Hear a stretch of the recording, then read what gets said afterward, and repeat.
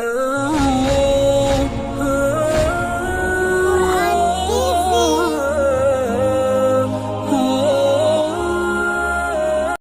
panduan Quran menghadapi rasa takut mati karena merasa punya banyak dosa?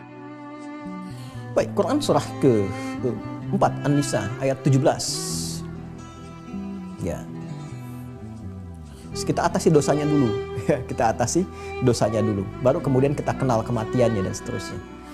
Baik. Dosa itu sesuatu yang tidak wajar. Ya, saya ulang ya, dosa itu sesuatu yang tidak wajar. Karena tidak wajar, hati kita menolak. Itu sudah fitrah. Ya, hati itu cenderung kepada dua hal. Satu, cenderung pada kebenaran. Kedua, cenderung pada puncak kebenaran, yaitu agama. Ya, kebenaran itu disebut sidqun. Ya, sidqun. Baik, karena itu amalan-amalan kita disebut sedekah. Ya, karena pembuktian dari kebenaran iman kita. Zakat disebut sedekah. Quran surah ke-9 At-Taubah di ayat yang ke-60. Innamas shadaqatu lil fuqara dan seterusnya. Puncak kebenaran itu agama. Disebut al-haq. Al-haqqu min rabbika fala takunanna minal mumtarin. Nah, hati kita itu dilekatkan fitrah oleh Allah cenderung kepada dua hal ini. Cenderung pada kebenaran dan cenderung kepada agama. Karena itu, jika ada seseorang berbuat yang tidak benar, lisan harusnya berkata benar, jujur, kemudian berdusta, itu hatinya pasti menolak. Ya kan? Nah, mata itu cenderung melihat yang benar, yang baik. Ketika melihat yang tidak baik, itu tidak benar, hatinya menolak. Ya, sama. Hati juga kalau tidak mendapatkan asupan berupa agama, dia akan gelisah, dia mencari itu. Makanya banyak orang mencari untuk menemukan yang benar. Dan Islam menawarkan, tidak memaksakan. Islam menawarkan, ini loh menunya buat hati. Supaya hatinya tenang, dapatkan kebenaran. Itu yang dimaksud Quran surah ke-30 ayat 30. Ya, Quran surah Rum ayat 30. Fa'aqim wajhaka lid-dini hanifa fitratallahi allati fataran nasa 'alaiha. Ya. Nah, maka hadapkan dirimu kepada din yang hanif. Ya, kalau mau cari agama untuk obat hati, menu hati, Anda cari makanan untuk menu fisik, makan. Kalau nggak makan lemas, ya sampai kerja, sampai kena wage dan sebagainya, gitu kan? Untuk memenuhi kebutuhan fisik. Ya, sama belajar untuk memenuhi kebutuhan akal. Ya, sekolah supaya baca, dapat pengetahuan, supaya akalnya tajam, gitu kan? Nah, roh juga sama, komponen ketiga di tubuh kita. Ini intinya. Kalau nggak dapat menunya, nutrisinya, makanannya, supply-nya, itu bisa masalah, bisa lemah, bisa sakit. Nah, tidak sedikit orang mengakhiri kehidupan karena gelisah. Ya, maka menunya apa? Nggak ada yang lain kecuali agama. Nah, maka Allah tawarkan, silahkan riset, komparasi, nggak dipaksa. Quran surah kedua, ya, ayat 256. La ikraha fid din. Kata Allah, nggak boleh ada paksaan. Silahkan kau lihat, ya, komparasikan dan sebagainya, riset dan Anda akan temukan. Maka Allah sampaikan kalau ingin percepatan ini, inna dina indallahil Islam. Ya, agama yang memenuhi semua kualifikasi itu namanya Islam. Maka disajikan semua menunya untuk menutup itu semua. Nah, kembali pada diri kita. Dalam pencarian ini, baik kebenaran ataupun agama, kita tarik kepada yang netral dulu, yang sifatnya kebenaran. Ya, kadang-kadang orang salah bergerak. Nah, salahnya ini bisa diketahui oleh keadaan hatinya. Ketika dia menolak, ingkar, oh berarti itu salah. Salah, ini yang bahasa agamanya disebut dengan dosa. Ya kan? Salah dalam bahasa agama disebut dengan apa? Dosa. Berdusta, lisan berdusta, hati menolak. Dosa, kata agama. Ya kan? Baik, ini nggak boleh, ini harus diperbaiki.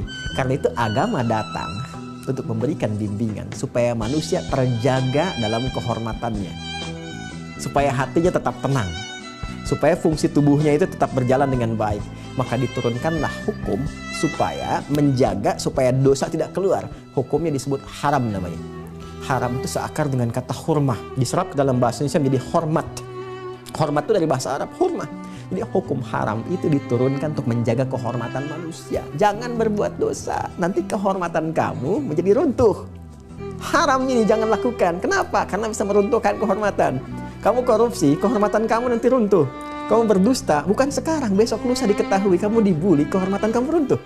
Ya, maka dari itu untuk mengembalikan dari dosa-dosa itu, supaya kamu tenang kembali hatinya. Sebab kalau nggak diperbaiki, kata Nabi di hadis Muslim, nakta sauda. Jadi kotoran-kotoran di hati. Kalau sudah kotoran, tertutup nanti fungsinya. Kalau sudah tertutup, yang baiknya tertutup, yang buruk muncul. Yang baik itu kan yang tenang, yang gelisah muncul. Akumulasinya apa? Gelisah terhadap segala hal. Puncaknya gelisah pada kematian. Yang tadi seperti Anda sampaikan. Maka bagaimana cara memperbaikinya? Pertama, Quran surah keempat tadi saya sampaikan ayat ke-17. Ya, innamat taubatu 'alallahi lilladzina ya'maluna as-su'a bijahalatin tsumma yatubuna min qarib. jika ada seseorang merasakan berbuat salah, diingkari oleh hatinya dan dia tahu itu dosa, maka cepat perbaiki itu, kembalikan ke jalan yang benar. Kembali dari salah kepada soleh, kepada jalan yang benar, itu disebut taubat namanya. Dari fasih kata taba ya tubuh taubat. Caranya bagaimana? 3 caranya. 1, akui bahwa itu salah. Jadi Islam itu gentle, kalau salah akui. Gentle sekali. Ya, itu untuk mendidik jiwa. Ya, jadi jangan menempatkan jiwa kita tinggi. Justru ketika tinggi, taubatnya nggak akan dilakukan. Iblis itu kenapa nggak bisa taubat? Karena saat diberikan oleh Allah kesempatan taubat, dia merasa tinggi. Makanya diharamkan sifat tinggi. Aba wastakbara. Quran surah kedua ayat 34. Aba wastakbara. Dia merasa tinggi karena itu nggak bisa taubat. Karena itu gentle kata Allah. Kalau salah, akui keliru. Ya? Baik. Kalau salah terhadap orang lain, minta maaf. Baik ya. Itu yang dimaksud Quran surah ke-3 Ali Imran ayat 133 sampai dengan 134. Jadi meminta maaf itu tinggi nilainya, diapresiasi oleh Allah. Saya ulang ya, diapresiasi oleh Allah. Kita nggak harus berpikir dia memaafkan atau tidak. Karena tujuan meminta maaf itu untuk menghadirkan kesungguhan kita dalam bertobat. Ya, kita tidak dihisab dengan adanya maaf dari dia atau tidak. Jadi kalau kita sudah meminta maaf dengan tulus, maka Allah akan memberikan kelapangan pertama pada diri kita. Sepertiga taubat diterima. Ya, kalau dia menerima, memaafkan, alhamdulillah. Kalau tidak memaafkan, urusan nanti dia dengan Allah. Urusan kita selesai dengan dia. Ingat ya, kecuali utang ya, utang dibayar dulu tuh. Jangan meminta maaf utang lunas, tidak. Ya. Baik, jadi ini bagian pertama, mengakui dulu. Yang kedua, menyesali. Menyesali. Yang ketiga, ini yang paling menarik nih. Mengganti apa yang salah tadi dengan yang soleh untuk menunjukkan kepada Allah kita berubah. Caranya tinggalkan yang salah tadi dan ganti dengan perbuatan yang soleh. Contoh, ada orang berkata yang kurang baik, dia ingin bertobat dari kata-kata yang tidak baik. Ya, kata jelek, menghina dan sebagainya. Mengakui, saya tidak tepat, saya nggak bagus. Minta maaf kalau pernah melukai orang lain. Itu sesali. Lalu dia berlatih berkata yang baik. Berlatih kata-kata yang mulia, yang menyenangkan orang. Gitu kan? Untuk menunjukkan dia sudah berubah. Nah, ketika dia berhasil menata jalan itu, itulah taubat nasuha. Apa itu nasuha? Dari kata nasoha.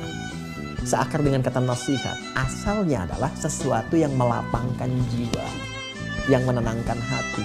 Jadi nasuha itu asalnya bukan taubat yang diterima. Taubat yang memberikan dampak pada ketenangan jiwa. Itulah taubat nasuha. Sehingga jiwanya tenang lagi, yang tadinya gelisah jadi tenang. Ketika dia tenang, dengan ketenangan itu dia bisa membaca keadaan dengan lebih baik. Dia bisa menilai diri, dia bisa melihat hakikat. Oh, hidup tuh begini, nggak selamanya. Pada saatnya akan kembali, pada saatnya akan pulang. Ketika sampai pada pemahaman itu, ma'rifat, mengenal pada keadaan dirinya, dia akan menyiapkan dan dengan itu dia tidak takut lagi dengan apapun yang pasti menimpa dirinya. Baik itu kematian atau musibah atau yang lainnya. Itu yang dimaksud Quran surah ke-67 di ayat yang kedua. Huwallazi khalaqal mauta wal hayata liyabluwakum ayyukum ahsanu amala wa huwal azizul ghafur. Dialah Allah yang telah mencipta kematian dan kehidupan untuk menguji siapapun yang masih hidup bagaimana dia bisa meningkatkan amalannya. Ini poin pentingnya. Jadi sebetulnya kematian itu bukan untuk ditakuti kata Allah. Awas ya, saya ulang ya. Kematian itu bukan untuk ditakuti karena pada akhirnya meninggal juga.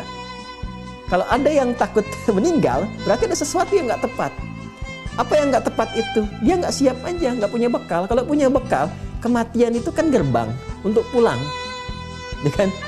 Sekarang coba tanyakan kepada setiap kita, mau masuk surga nggak? Semuanya mau. Sekarang ya, mau masuk surga nggak? Semua mau. Nah, pintu surga itu namanya kematian. Pintunya kematian. Jadi kalau nggak mau meninggal, ya nggak bisa masuk surga. Ini pintunya kematian. Nah, bekal kematian itu, bekalnya apa? Bekalnya amal soleh. Jadi sebetulnya kalau dia telah berbuat banyak kebaikan dan amal-amal itu otomatis membuat hatinya tenang. Nah, yang meninggal itu kan jiwanya yang dicabut. Quran surah 3 ayat 185. Kullu nafsin dha'iqatul maut. Nafas yang dapat maut. Yang nyabut namanya malakul maut. Quran surah 32 ayat 11. Qul yatawaffakum malakul mautil ladzi wukila bikum. Nafasnya yang dicabut. Nah, amal soleh kita itu berdampak tenang bagi jiwa. Tadi ngaji tenang, sholat bikin tenang.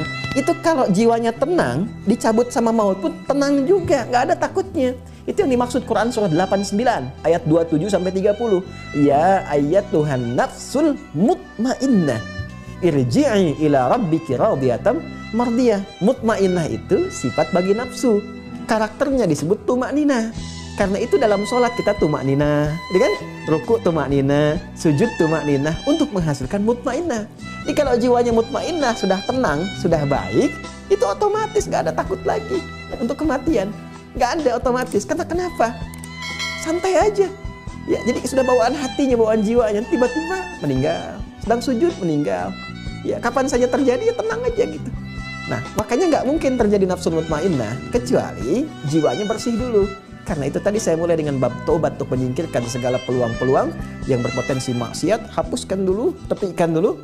Dengan sendirinya akan hilang was-was itu, tinggal kumpulkan amal solehnya. Demikian wallahu ta'ala alam bissawab. Jangan lupa subscribe di Quran TV.